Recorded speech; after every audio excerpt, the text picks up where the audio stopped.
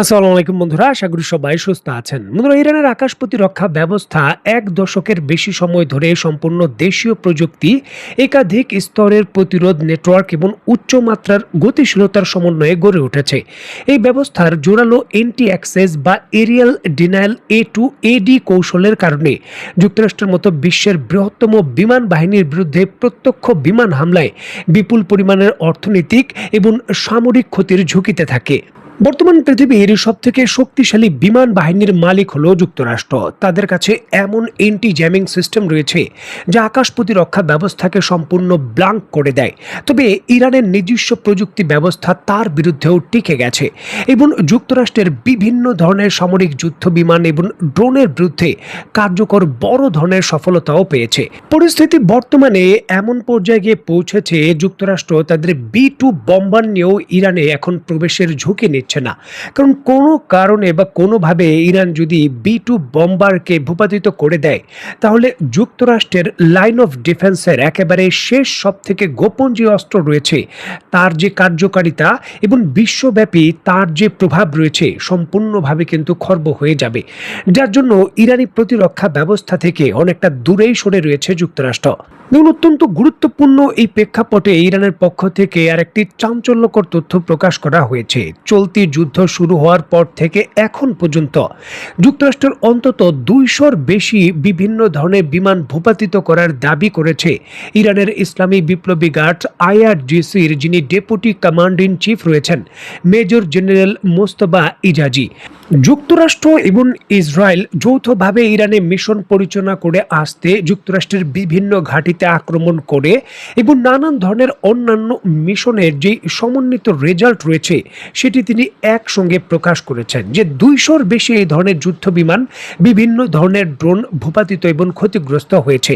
এখানে বলে রাখা ভালো যে কয়েকটি যুদ্ধ বিমান এবং বড় ধরনের যে তেলের ট্যাঙ্কার বিমান রয়েছে এবং যে জ্যামিং সিস্টেমের এবং নজরদারি বিমান রয়েছে তা যুক্তরাষ্ট্র ক্ষতিগ্রস্ত হওয়ার বিষয়টি স্বীকার করলেও এর সঙ্গে সঙ্গে অন্তত পক্ষে 45টির কাছাকাছি তাদের যে MQ-9 রিপার ড্রোন রয়েছে তাও ক্ষতিগ্রস্ত হওয়ার বা ভূপাতিত হওয়ার বিষয়গুলো তারা স্বীকার করেছে।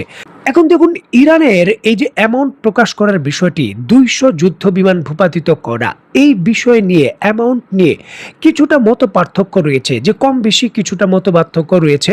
তবে ইরানের আকাশ প্রতিরক্ষা ব্যবস্থার কামব্যাক করা এবং নতুন করে যুক্তরাষ্ট্রের জন্য যে বড় জটিলতা তৈরি হয়েছে সেই বিষয়ে সামরিক বিশেষজ্ঞদের কোনো মতের পার্থক্য নেই।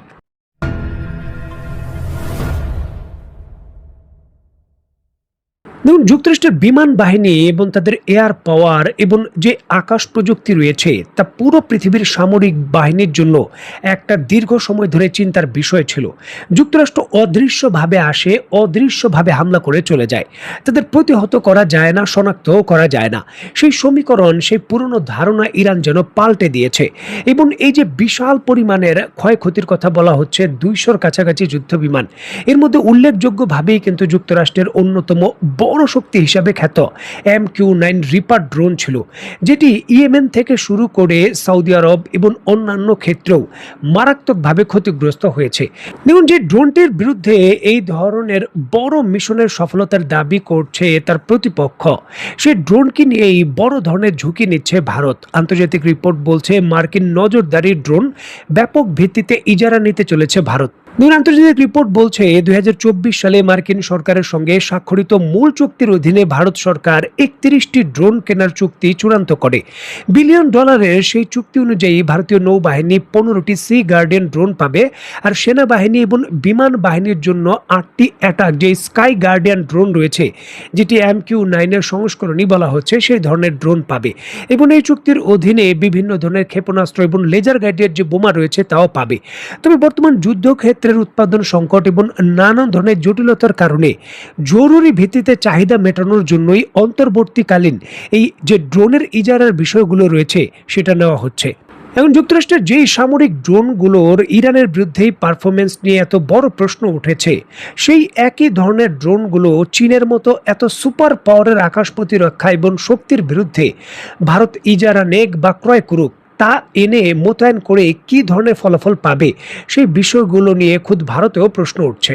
দুইটি রাশিয়ার তৈরিকৃত সু-24 যুদ্ধ বিমান দিয়ে ইরান তার 4 জন পাইলটকে কাতারের কাছাকাছি যুক্তরাষ্ট্রের ঘাঁটির বিরুদ্ধে মিশন পরিচালনা করতে পাঠিয়েছিল। সেখানে দুইটি বিমানই ভূপাতিত হওয়ার কারণে একজন পাইলট ওই সময় নিহত হন। ইরানের দাবি অনুসারে সেই মিশন থেকে বাকি 3 জন পাইলট বেঁচে যান, তবে তারা কাতারের কাছে আটক হয়েছে এবং কাতারের কাছেই বর্তমানে আটক রয়েছেন। এই 3 জন নিজেদের পাইলটদের ফেরত পাঠানোর জন্য আনুষ্ঠানিকভাবে কাতারের কাছে আবেদন করেছিল বা কাতারকে বলেছিল ইরান। বিষয়টিকে কেন্দ্র করে আনুষ্ঠানিকভাবে কাতারের পক্ষ থেকে এই ধরনের অভিযোগ প্রত্যাখ্যান করা হয়েছে। কাতার জানিয়েছে তাদের কাছে ইরানের কোনো পাইলট নেই এবং এই ধরনের কোনো ঘটনার বিষয়ে তারা জানে না। ইরানের পক্ষ থেকে কাতারের এই জবাবের পর আন্তর্জাতিক অঙ্গনে, কূটনীতিক অঙ্গনে এবং অন্যভাবে এর জবাব দেওয়ার কঠিন হুঁশিয়ারি দেওয়া হয়েছে। দেখুন, একজন পাইলট শুধুমাত্র একটি বিমান মিশনের পাইলটই নন, তিনি একটি দেশের যে বিভিন্ন ধরনের মিশন পরিচালনার কৌশল রয়েছে তার অন্যতম ইনসাইডার, যিনি এই বিষয়গুলো জানেন। যদি কোনো কারণে শত্রু বাহিনীর কাছে তিনি পড়ে যান এবং তার কাছ থেকে গুরুত্বপূর্ণ তথ্য আদায় করা যায়, তাহলে শত্রুর আকাশ প্রতিরক্ষা ব্যবস্থা এবং তাদের বিমান বাহিনীর মিশন পরিচালনা করার কৌশল সম্পর্কে গুরুত্বপূর্ণ তথ্য পাওয়া যায়। পূর্বের ইতিহাস বলছে যুক্তরাষ্ট্রের কোনো মিত্র দেশের কাছে তার শত্রু পক্ষের এই ধরনের পাইলট আটক হলে গোপনে যুক্তরাষ্ট্র তার দেশে নিয়ে গেছে এবং তথ্য আদায়ের চেষ্টা করেছে। প্রশ্ন হলো, ইরানের ক্ষেত্রে বা ইরানের পাইলটের ক্ষেত্রে যদি এই ধরনের কোনো কিছু ঘটনা ঘটে বা এখন যদি তারা কাতারের পরিবর্তে অন্য কোনো দেশে হস্তান্তর হয়ে থাকেন, তাহলে ইরানের প্রতিক্রিয়া কি হবে বা এই বিষয়কে কেন্দ্র করে কাতার কি সহযোগিতা করবে?